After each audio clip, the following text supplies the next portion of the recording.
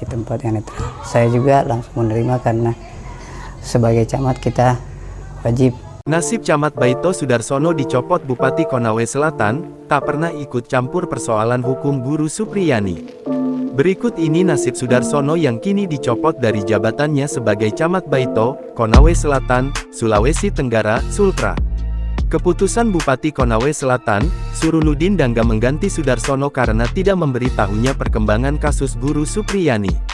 Terlebih selama perjalanan kasus, Sudarsono memberikan fasilitas tempat tinggal hingga kendaraan untuk memudahkan Supriyani dalam menjalankan proses persidangan.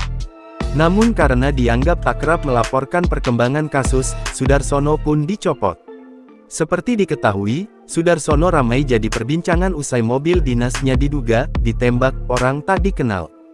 Mobil tersebut kerap digunakan Supriyani saat menjalani proses sidang di PN Andolo, Konawe Selatan. Sementara itu, Sudarsono juga adalah orang kepercayaan kuasa hukum Supriyani. Sehingga saat perjalanan kasus, Supriyani tidak tinggal di rumahnya melainkan di kediaman Camat Baito. Dengan alasan keamanan, Supriyani pun diungsikan ke rumah Camat Baito. Namun, untuk urusan hukum, Sudarsono tidak ikut campur dan tetap menyerahkan pada proses persidangan yang berjalan.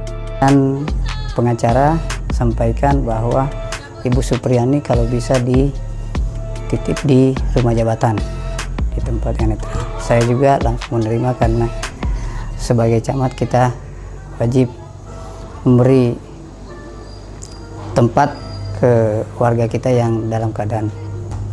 Jadi Ibu Supriyani di sini kalau masalah hukumnya kami tidak campuri. Yang kita pastikan di sini kebutuhannya selama dalam proses menjalani sidang.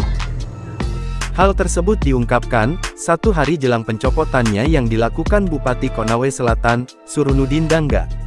Menurutnya, ia tak ikut campur dalam urusan hukum guru SD di Kecamatan Baito itu. Sebagai camat pada saat itu, ia pun mendapat permintaan dari pihak pengacara Supriyani untuk diamankan terlebih dahulu.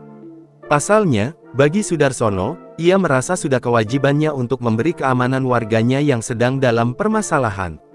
Namun hal tersebut justru menjadi bumerang untuk Sudarsono.